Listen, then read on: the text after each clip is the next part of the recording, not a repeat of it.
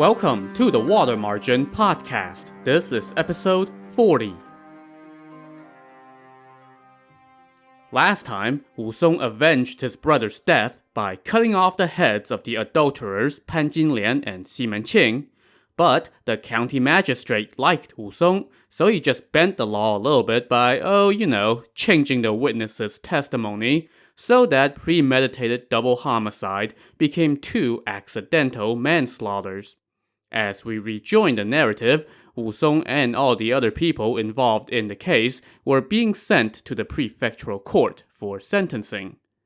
The prefect was a smart guy and had already heard about this case. After he reviewed the indictment, the testimonies, and the evidence, he switched the kang that Wu Song was wearing to a lighter one and put him in a jail cell for the time being. As for Mrs. Wang, for her role in the murder of Wu Song's brother, her kang was traded in for a heavier one, and she was sent to death row. As for everybody else, the 4 neighbors, the coroner, and the boy Yun Ge were allowed to go home. Xi Menqing's wife, who was the plaintiff in this case, was told to stay at the prefectural offices while the prefect waited for word to come down from the next level up. Now, the prefect was also a member of the Wu Song fan club, so he saw to it that Wu Song was taken care of while in jail. None of the jailers tried to hit him up for money like they usually do to prisoners. Instead, they were the ones shelling out silver to buy him food and wine. Meanwhile, the prefect rewrote the indictment to further lighten the charges before sending it up to the legal office of the imperial government for review. I swear, if they watered down the charges anymore, Wu Song was just gonna get off with a stern warning. The prefect also dispatched a confidant to rush a few secret letters to the capital to help grease the wheels of justice even more. In the capital, the prefect's connections went and talked to their connections in the legal office, and just like that, backs were scratched and the deed was done. Here's the judgment that was sent back down to the prefecture. Mrs. Wang stimulated sexual cravings and adulterous desires and persuaded a woman to poison her husband and then told the woman to prevent Wu Song from making a sacrifice to the memory of his brother. This resulted in the loss of lives and indecent behavior by man and woman. For this, she shall be executed by slicing.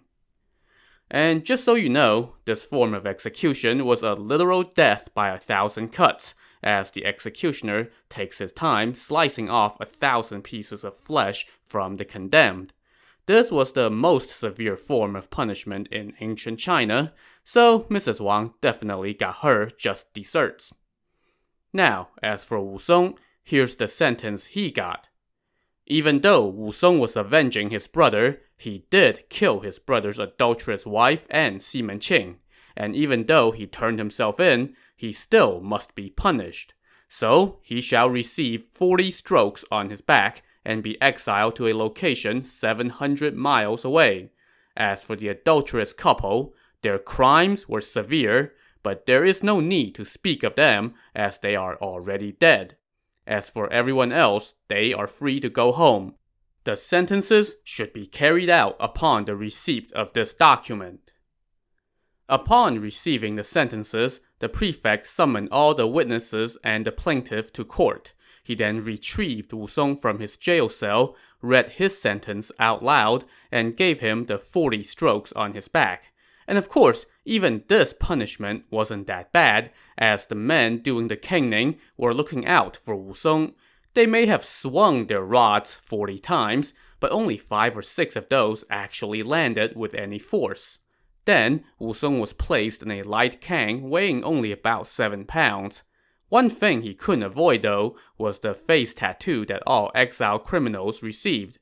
In this case, he was being sent to the penal colony at Mengzhou Prefecture. All the witnesses and plaintiffs were then dismissed. Next, they turned their attention to Mrs. Wang. She was brought out from death row, and her sentence was read aloud. They then wrote up her crime on a placard, and she was made to sign her confession. After that, she was strapped to a wooden donkey and paraded through the streets. And if you don't know what a wooden donkey is, just Google it. It's not a pleasant way to travel to your death. With much fanfare, she was taken to the execution grounds in the center of town and met her gruesome, though well-earned fate. Okay, so before we continue, let's just pause and look back on the story of Wusong, Pan Jinlian, and Xi Menqing. There are a few loose ends to tie up here. One, it's worth mentioning that the character of Pan Jinlian has become the archetypal villainess in Chinese literature, the evil, unchaste harlot against whom all evil, unchaste harlots are compared. The novel really doesn't do her any favors, painting her in pretty much the worst light possible, so as to leave no room for sympathy. But it's interesting to note that the various TV shows based on the novel have tried to soften her character a bit. On the shows, she's been painted a little more sympathetically, often as an unlucky woman stuck in an unhappy marriage, manipulated by the wicked Mrs. Wang, seduced by Xi Menqing in a moment of weakness, getting pulled farther and farther in over her head, and even feeling pangs of remorse about what she's done. In one version, they even had her throwing herself on Wusong's blade. Of course, there's only so much you can do to redeem her character, given the source material. Just like with Song Jiang and his mistress, the novel contrasts Pan Jinlian, the evil harlot, against Wusong, the upstanding hero who's utterly uninterested in sex and completely immune to all of the foul temptress's advances. Talk about turning the evil woman trope up to 11. Oh, and while Pan Jinlian has become the archetypal harlot and temptress, it's also worth noting that Mrs. Wang herself has become an archetype as well in Chinese culture. The nosy, meddling, scheming old lady next door. Now, there is no shortage of nosy old ladies in Chinese literature, movies, or TV shows, but Mrs. Wang really took it to the next level by infusing her meddling with a string of flat-out wickedness. If you think about it, she really was the mastermind behind the whole thing, from setting up the affair to plotting the murder and cover-up. Pray that you never live next door to a Mrs. Wang. And finally, Pan Jinlian and Xi Menqing may have met a gruesome end in our story, but their characters would find new life in another novel. That work was called The Plum in the Golden Vase, or The Golden Lotus.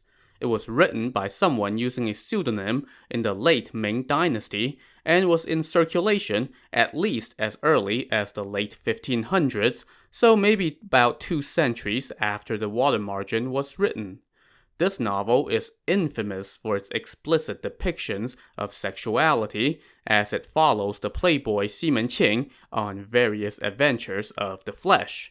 The Golden Lotus starts more or less with the story of Wusong, Wu Dalang, Pan Jinlian, and Xi Menqing as it was told in the water margin, but this time Pan Jinlian and Xi Menqing survive, and Xi Menqing goes on to more sexual adventures with his many lovers, while his clan's status gradually declines.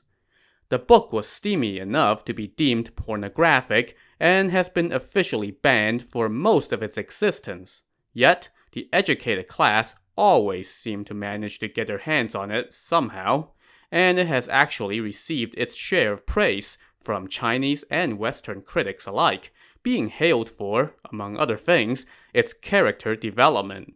In fact, it has often been considered a work on par with the likes of The Water Margin, The Romance of the Three Kingdoms, and The Journey to the West, which are always at the top of the list when people talk about the greatest classical Chinese novels, so that's good company. Alright, so anyway, back to Wusong. After watching Mrs. Wang receive her comeuppance, he prepared to set out on his exile to Mengzhou Prefecture. One of the neighbors brought over all the money from the sale of his brother's possessions. The prefect then issued the paperwork and sent 2 guards to escort Wusong. And these 2 guards respected Wusong for his heroic deeds, so not only did they not torment him on the way, a la the guys who escorted Lin Chong the Pantherhead on his exile, they actually went out of their way to look after him. Appreciating this, Wusong also treated them well. He had plenty of money, thanks to the generous donations from his fan club, so whenever they passed the tavern, he would buy them food and wine.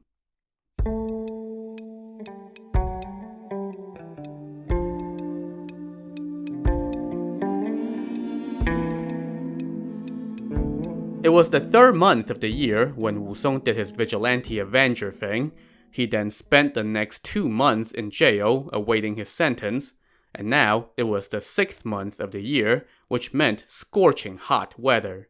So Wusong and his escorts only traveled during the relatively cool hours in the morning. After 20-some days, they followed a major thoroughfare to the top of a hill. It was around 10 a.m., and Wusong told the escorts, "Instead of stopping to rest, let's hurry off this hill and find some food and wine." The guards agreed, so they picked up the pace and descended the hill. In the distance, they saw a dozen or so thatched houses near the foot of the mountain. On a willow tree by a stream hung a banner with the character for wine. "There's a tavern," Wusong said as he pointed. So the three of them rushed down the hillside. As they were walking, a woodcutter appeared from around the hill, carrying a load of firewood. "Hey man, what's the name of this place?" Wusong called out to him. "This is called Mengzhou Road Hill," the man said. "Next to the woods in front of the hill is the famous Crossroads Rice." Wusong and his guards continued on their way and soon arrived at Crossroads Rice. They saw a huge tree so thick around that 4 or 5 people linking arms would not be able to encircle it. The tree was covered with vines. Next to the tree stood a tavern, and in front of the tavern sat a woman wearing a green silk tunic and sporting gleaming golden pins and wildflowers in her hair. When she saw the 3 travelers, the woman got up to greet them. As she stood, they saw that she was wearing a red skirt of fine silk, and she wore rouge and powder on her face. Her tunic was open, revealing a peach-colored silk blouse with gold buttons. "Sirs, rest a while before you continue," she said to Wusong and company. "We have good wine, good meat, and if you want some snacks, we have big buns." Wusong and the 2 guards went inside the tavern and sat down on benches around the table. The 2 guards laid down their wooden staffs and their bundles. Wusong also took off the bundle on his back and laid it on the table, and then he took off his sash and his shirt. The guards said to Wusong, "There's no one else here. How about we take off your kang so you can drink at ease? We'll take responsibility for it." So they removed the paper seals on the kang and took it off and set it under the table. All of them then took off their sweat-soaked shirts and laid them on a windowsill to dry. The woman now came back with a big smile and asked, "Sirs, how much wine would you like?" "Don't worry about how much, just keep it coming," Wusong said. "As for meat, bring us 4 or 5 caddies. We'll pay for them all together." "We also have nice big steamed buns," she said. "Good, bring us 20 or 30. The woman smiled widely and went into the back of the tavern. She re-emerged with a big bucket of wine. She laid out 3 big bowls, 3 pairs of chopsticks, and 2 platters of food. She then poured 4 or 5 rounds of wine in a row for her guests and brought out a steamer of buns. The 2 guards started devouring the buns without hesitation, but Wusong picked up a bun, pulled it open, took a look, and called out to the woman, "Tavern keeper, what kind of meat is in these buns? Dog or human?" The woman laughed and said, "Sir, please don't make fun of us. This is a time of peace. How could there be buns filled with dog meat or human flesh? Our buns are all filled with beef." But Wusong said, "In the time I have spent on the Jianghu scene, I have often heard people say, 'What traveler dares stop by the big tree at Crossroads Rice? The fat ones end up in dumplings, the thin ones fill up the stream.'" "Sir, what kind of saying is that? You must have made it up yourself." "Well, I saw a few strands of hair in this bun filling. They look like pubic hair, so I got suspicious." Now, I can just imagine the 2 guards stopping dead in their tracks with big bites of steamed bun in their mouths when they heard the words pubic hair. Wu Song now asked the woman, "Hey miss, why haven't we seen your husband?" "Oh, he's away on business." "Well then, aren't you lonely?" "Oh sir, stop teasing me. Enjoy a few more bowls and then go catch a breeze under the tree. If you want to, it's no problem for you to stay here." Wu Song thought for a second and then said, "Miss, this wine is pretty weak. Do you have anything better?" "Oh, I have some very fragrant wine, but it's a little murky." "Perfect. The murkier the wine, the better the taste." So the woman went to the back and brought out a jug of wine, and she wasn't kidding about it being murky. Wu Song took one look and said, "This is great wine, and it's best warmed up." "Ah, so you know your wine. I'll go warm it up for you," the woman said as she took the wine to the kitchen. Soon, she returned with 3 bowls and said, "Sirs, please have a taste."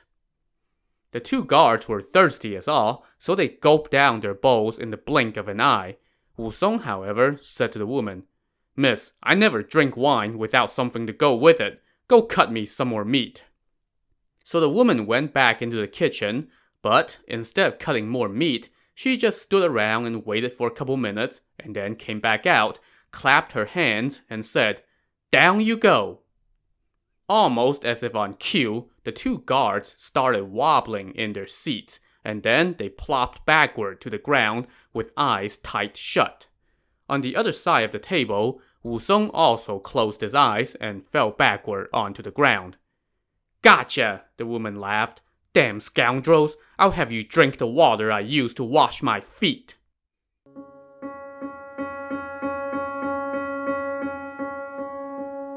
Yeah, so all the gossip on the Jianghu scene about this place was true. This was, in fact, a black tavern, one of those places where you stop in for a meal, and the next thing you know, you've become the meal. Earlier, when Wu Song was flirting with the woman, she was thinking to herself, "You damn criminal, you must not want to live, trying to mess with me. You're like a moth flying into a flame. You're gonna get burned. I wasn't planning to do any business, but now I'm gonna fix you good." And that was when she brought out the drug wine. When Wu Song asked her to heat it up, she thought, "Yeah, you're destined to meet your end today. This drug works even faster when it's warmed up. I've got you now." So now, staring at 3 motionless bodies on the ground, she turned and called out to the back of the tavern.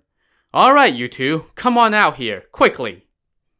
2 big guys rushed out and carried the 2 guards into the back. While they were doing that, the woman went to collect her victim's bundles. As she did so, she could feel the weight and shape of some silver inside, and she rejoiced. "These 3 are gonna be enough to make a couple days' worth of steamed buns, and we got all this stuff on top of it." She went to stash the bundles in the back. When she came back out, she saw the 2 big guys struggling to carry Wu Song, but they couldn't even lift him up off the ground. "Look at you 2 sissies," the woman said to her associates. "All you know how to do is eat and drink. Totally useless. I guess I'll have to do this myself. This big boy was trying to flirt with me. Look at how much meat is on him. We can sell him as brown oxen meat. As for those 2 skinny ones, we can only sell them as water buffalo meat. Once I get this one in the back, butcher him first." As she spoke, she took off her green tunic and her red skirt. With her arm bare, she bent down and effortlessly lifted up Wu Song. But in that very moment, Wu Song suddenly opened his eyes and wrapped his arms around her, held her in front of his chest, and put a tight bear hug on her. He then put his legs on hers and held her in place. She squealed like a pig about to be slaughtered. The 2 big guys were just about to come to help her, but Wu Song let out a mighty roar that left them dazed and frozen in place.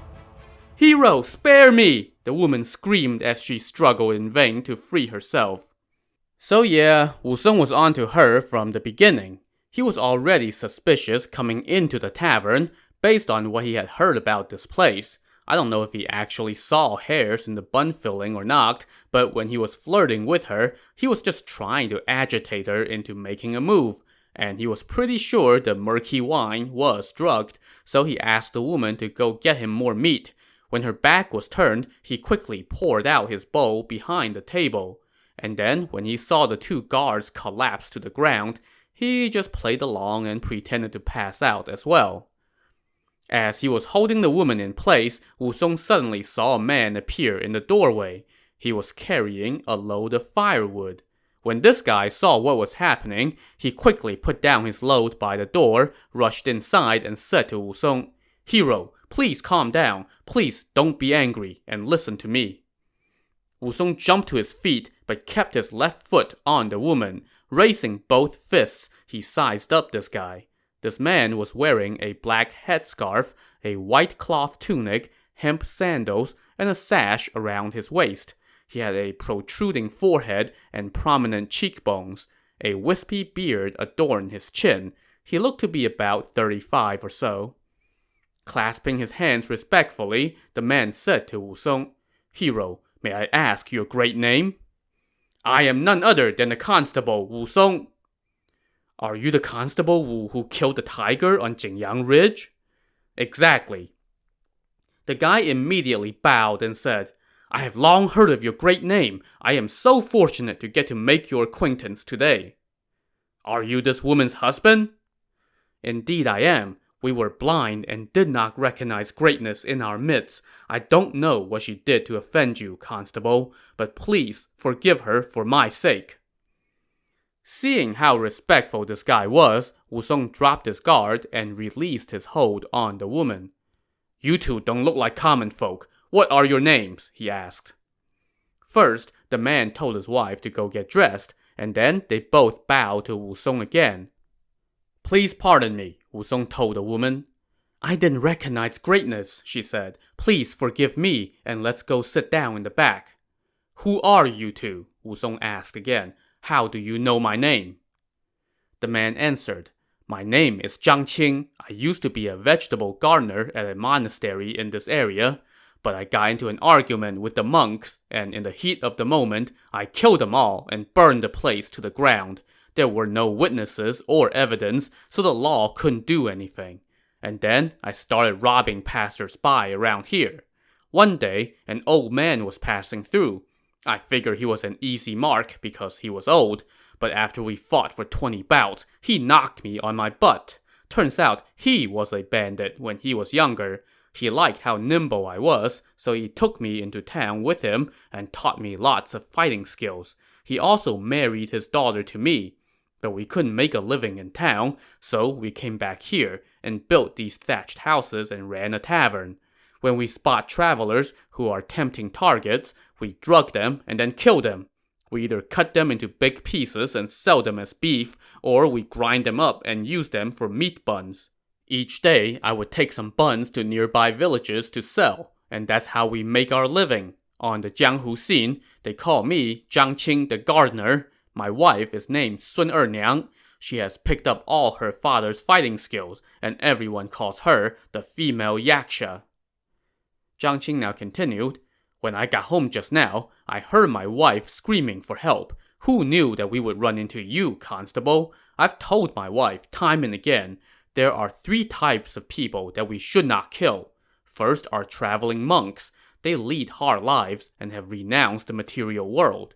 And yet, even so, a while back she almost killed a really remarkable man. His name was Lu Da, and he used to be a major under the old General Zhong. He killed a butcher with 3 punches and fled to Wutai Mountain and became a monk.